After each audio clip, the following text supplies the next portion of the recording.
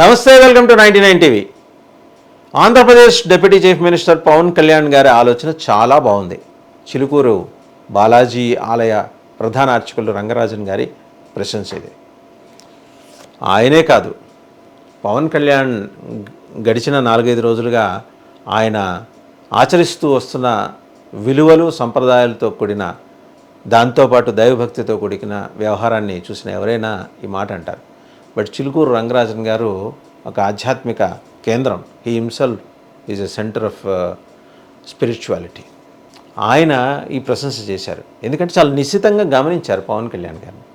ఎవరో చేసిన తప్పుకి ఈయనెందుకు ప్రాయశ్చిత్తం చేయాలి అని చాలామంది ఎటకారంగా అడుగుతున్నారు. ఆయన ప్రాయశ్చిత్తం చేస్తోంది సమాజం తప్పు చేసింది, ఆ సమాజానికి ప్రతినిధిగా నేనున్నాను, శ్రీమంతుణ్ణి. సో ముందు నేను ప్రాయశ్చిత్తం చేసుకుంటే సమాజం కూడా ఆలోచన చేసి తను కూడా ప్రాయశ్చిత్తం చేసుకుంటుంది. ఎదుటి వాళ్ళలో మారు మనసు కోసం ఆయన ప్రాయశ్చిత్తం చేసుకుంటున్నారు. గుడి మెట్లు కడిగి, దుర్గమ్మ గుడి మెట్లు కడిగి ప్యూరిఫై చేసుకుంటున్నారు. ఆయన అంతఃశోధన చేసుకుంటున్నారు. అంతశ్చేతనలో పుట్టిన ఆలోచనలోంచి అంతఃశోధన చేసుకొని ఈ మొత్తం ఈ ఆలయాల్ని శుద్ధి చేసే కార్యక్రమం ఆయన చేసుకుంటూ వస్తున్నారు. The welcoming. అండ్ అదే రంగరాజన్ గారు కూడా అన్నది, సనాతన ధర్మ రక్షణ బోర్డు దేశవ్యాప్తంగా ఒకటి ఉండాలి. ఇటువంటి వ్యవహారాల్లో ఎలా ముందుకెళ్ళాలి, ఏం గైడెన్స్ తీసుకోవాలి, ఎవరి నుంచి తీసుకోవాలి, ఎలాంటి సంప్రదాయాలను పాటించాలి, సంప్రదాయానికి ఏదన్నా ఆపద వచ్చినప్పుడు ఏం చేయాలి, తక్షణం కార్యరంగంలోకి ఎలా దూకాలి, ఆయనకి నిశ్చితంగా ఒక ఆలోచన ఉంది పవన్ కళ్యాణ్ గారికి. దాన్ని ఆయన స్వాగతించారు చిలుకూరు రంగరాజన్ గారు. తిరుమల ఆలయ పవిత్రత విషయంలో కేవలం ఒక లడ్డుతోనే కాదు, ఇంకా చాలా ఉన్నాయి. అక్కడ ఆగమశాస్త్రానికి విరుద్ధంగా జరుగుతున్న వ్యవహారాలన్నింటి విషయంలో కూడా పూర్తి స్థాయిలో ఒక ప్రక్షాళన చేసే కార్యక్రమం అయితే పవన్ కళ్యాణ్ గారి మనసులో ఉంది. దాన్నే రంగరాజన్ గారు దివ్యదృష్టితో చూసి చెప్పింది.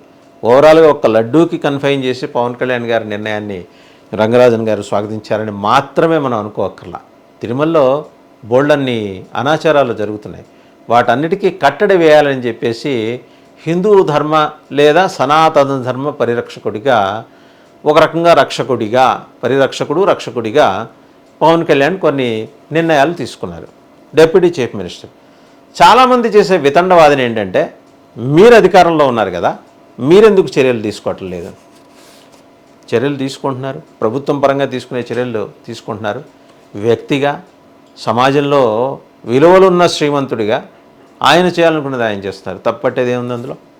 ఆయన ఏమన్నారు, ఆలయాలను పరిశుభ్రం చేస్తున్నారు, మెట్లు కడిగి పరిశుభ్రం చేసుకొని లోపల అంతఃకరణలో కూడా శుభ్రం చేసుకుంటున్నారు ఆయన. ఒకవేళ మా పరంగా, సమాజపరంగా ఏమన్నా తప్పులు పొరపాట్లు జరిగి ఉంటే క్షమించి మమ్మల్ని సరైన దారిలో పెట్టమ్మా అని దుర్గమ్మని కోరుకుంటూ ఏడుకొండలవాడి కోసం చేసిన ప్రాయశ్చిత్త దీక్ష, చేస్తున్న ప్రాయశ్చిత్త దీక్ష. దీన్ని తప్పుపట్టే ప్రయత్నం చేస్తూ వెటకరిస్తూ వైసీపీతో పాటు కొందరు చేస్తున్న వ్యవహారం. ఆ మాటకు వస్తే కూటమిలోని భాగస్వామ్య పక్షాల్లోని కొందరు నాయకులు కూడా చాటున మాట్లాడుకుంటున్నవన్నీ ఆయనకి తెలియవనా, చేరవనా, ఆయన చెవులకు చేరవనా? మొత్తం తెలుస్తాయి, మొత్తం ఆయనకి చెవులకి చేరుతాయి. అయితే ఇప్పుడే ఎందుకు ఆయన ఈ రకంగా చేయాల్సి వచ్చిందనే మాటను తెర మీదకి తీసుకొస్తున్నారు. ప్రభుత్వం సిట్ వేసిందండి, దర్యాప్తు, సమర్థులైన అధికారులు దర్యాప్తు చేస్తున్నారు. పూర్తి స్థాయిలో విచారణ జరుగుతుంది. అరెస్ట్ చేసేసుకోవచ్చు కదా సుబ్బారెడ్డి గారిని, కరుణాకర్ రెడ్డి గారిని, ధర్మారెడ్డి గారిని, ఇంకా ఎవరైనా రెడ్లు ఇన్వాల్వ్ అయితే వాళ్ళందరినీ అరెస్ట్ చేసుకోవచ్చు కదా అని ఎటకారపు మాటలు వినిపిస్తున్నాయి. అరెస్ట్ చేస్తారు ఖచ్చితంగా. సోర్సెస్ నుంచి వచ్చిన సమాచారాన్ని 1-10 కోణాల్లో దాన్ని విశ్లేషించి దాన్ని ఎసర్టైన్ చేసుకొని వచ్చిన సమాచారం నిజమే అని నిర్ధారించుకున్న తర్వాత చర్యలు మొదలవటం ఉంటాయి. మళ్ళాగా ఎడాపెడా అరెస్ట్ చేసేయటం, A37ని తీసుకెళ్లి రాజమండ్రి సెంట్రల్ జైల్లో పడేసి 52 రోజులు ఉంచడం, ఇలాంటివి ఈ ప్రభుత్వం చెయ్యదు అనే ఒక నమ్మిక జనాలకి కలిగించడం కోసమే దర్యాప్తు ప్రక్రియను చాలా పటిష్టంగా కూటమి ప్రభుత్వం ఫాలో అవుతూ వస్తోందనేది పవన్ కళ్యాణ్ భావిస్తున్నారు. అలాగే చేయాలని కూడా ఆయన తరచూ ముఖ్యమంత్రితో చెప్తూ వస్తున్నారు. ముఖ్యమంత్రి కూడా ఒకటే లైన్, వాళ్ళిద్దరిది ఒకటే లైన్ ఈ విషయంలో.